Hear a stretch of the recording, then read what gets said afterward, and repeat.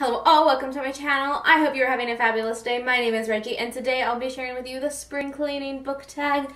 I'm so behind on book tags. I've been tagged in so many and there's so many that I want to do that I haven't been tagged in that it will be a while before I'm caught up, and I am going to be doing a lot of tags on this channel. Just prepare you for that, I'm sorry. But I did want to do this one now before some of the ones that I'm tagged in previously because this one kind of has a time limit. If I do this in summer, it'll be a little weird.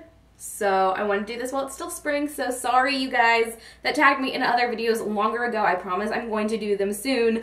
I just felt like this one kind of had a timestamp on it, so that's why we're doing it today. This tag was originally created by Jen at Book Syrup. I was tagged by Lily at Sweet Love Books, and I will link both of their channels and their videos down below. I am going to look at the questions on my phone, so sorry if that annoys you. We're just doing that because I couldn't memorize these ones before I filmed. Question number 1 is the struggle of getting started, a book or book series that you have struggled to begin because of its size. I could list so many books for this one because I don't pick up a lot of books because they're big and I just have this weird thing about it. I actually did a video recently on my intimidating books, and I will be doing the intimidating TBR tag soon-ish, another video I was tagged in that I need to do. But I'd say the first one that came to my mind was The Name of the Wind by Patrick Rothfuss. This book is massive. Both of these books are massive, and I hear so many amazing things about them, and I haven't picked them up, and I'd say it's because they're freaking like 1,000 pages. Question number 2 is cleaning out the closet, a book or book series that you want to unhaul. There's only one book on my shelves that I currently want to unhaul, and that is Into the Still Blue by Veronica Rossi. As you guys know, I like the first book in the series. I really didn't like the rest of the series though, so I do not really want to have this on my shelf. Question number 3 is opening windows and letting fresh air in, a book that was refreshing. For this, I'm going with Bandette, which is a comic book series by Paul Tobin and Colleen Coover. I've talked about this book a lot on my channel. I absolutely love this comic book. It is about the cutest little French girl who steals things for good reasons. She usually steals them to give them to museums or steal them from people who are going to steal them for bad reasons. She steals them before someone else is going to steal them, things like that, and she's the cutest little thing in the world. Her superpower is Presto, which is why the first volume is called Volume 1 Presto, and she has the cutest little personality, the cutest little friends. I just love her to pieces, and I highly recommend you give this book a shot because I love it so much. I highly recommend. It's super cute, very refreshing, very different than anything I've read before. Question number 4 is washing the sheet stains, a book you wish you could rewrite a certain scene in. For this, I had a lot of difficulty with this one because either I don't like a book as a whole and then I don't really want to rewrite much of it, or if I don't like a scene, I feel like it was still the prerogative of the author, and I couldn't really think of one that I felt like needed to be changed, and I'm sure there's one that I just don't like and would like to be changed, but I can't think of it. So what I'm instead doing is tweaking this question a little and asking that Lauren Oliver write a new ending to Requiem. She doesn't have to change what she wrote, just like add another chapter and give us some more concrete conclusion, because I really like Lauren Oliver, but I really hated the ending to the Delirium trilogy. Requiem was just so disappointing, and mostly because it was an unfulfilling conclusion. I just want just a little bit more, and she could totally do that. So yeah, that's what I'm going with. Question number 5 is throwing out unnecessary knickknacks, a book in a series that you didn't feel was necessary. For this one, you guys might get upset with me. I'm sorry.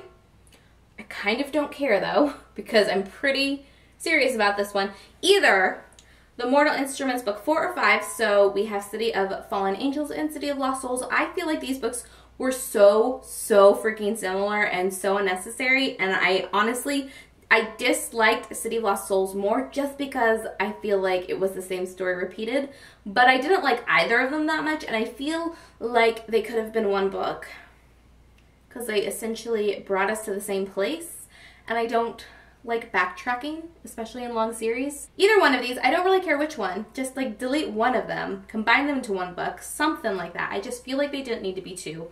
We basically got this Jace isn't himself story and then Jace isn't himself story again. Why? Question number 6 is Polishing the Doorknobs, a book that had a clean finish. So I think I'm going to say Winter by Marissa Meyer. This didn't end like everything's wrapped up. Obviously, there's novella that comes after it because not everything wrapped up perfectly, but like everything wrapped up well. Everything wrapped up really good. I love the conclusion. I feel like nothing was left open necessarily, but I think it was a clean and happy and satisfying ending. Maybe not the best answer for this question, but I'm going with this because I feel like it fits. I guess I don't really like books that have super clean endings, so we're going with this one because I feel like tied things up nicely, didn't leave too many loose ends, and I love the way it ended, and this is my favorite book in the series. Question number 7 is Reaching to Dust the Fan, a book that tried too hard to relay a certain message. For this one, I'm going to go with Where Things Come Back by John Corey Whaley. Didn't like this book. Didn't like this book. Really did not like this book. Not going to talk about it, but that's part of why I didn't like this book. And I know what it's trying to do and the way it was written worked for a lot of people. I don't want to say what it was trying to do because I don't want to spoil it for you. A lot of this story is about the building, so if you're interested in reading this, you should still read it. And I don't want to give anything away for it. I don't like it, and what it tried to do didn't work for me. Question number 8 is The Tiring Yet Satisfying Finish of Spring Cleaning, a book or series that was tiring yet satisfying to finish. For this, I'm going with The Book Thief by Marcus Zusak. Actually, a really great book. I absolutely adored it, but I read this at probably the wrong time to really love it. I read this during the first BookTube-a-thon I ever participated in. I was just found BookTube. I wasn't making videos, nothing like that. I started a blog like maybe a week before BookTube-a-thon, and I wanted to read a bunch of books during it that I heard great things about, and The Book Thief was one of them. Obviously, if you know anything about readathons, horrible book to read during a readathon because it's big and it's slow-paced. It's a wonderful book, just not a book for a readathon, and so it took me the entire week to get through it because it was also an extremely busy week for me personally. Again, not a good week to participate in a readathon.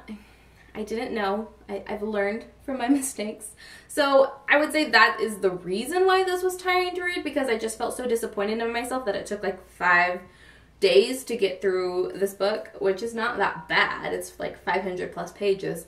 But still, I was disappointed in myself because I was trying to read it fast and trying to go to a readathon and blah, blah, blah. So it was tiring in that regard, but it was so good, so worth it. And question number 9 is looking forward to the next spring. Tag 4 people you want to do this tag. I'm going to tag Carrie's from Carrie on reading, Amber from Currently Amber, Emily from Emily Hornbook, and Gabby from Gabby Gab's Books. I will link all of their channels down below and Twitch you guys also so you know you've been tagged. Also, you guys, don't feel super pressured to do this because spring is ending and I realize that, and I'm sorry. My bad. Go ahead and give this video a thumbs up if you enjoyed it. Comment down below and let me know any of the answers to any of these questions, or if you agree with me on any of these questions. Subscribe if you haven't already. I will see you in my next video. Goodbye.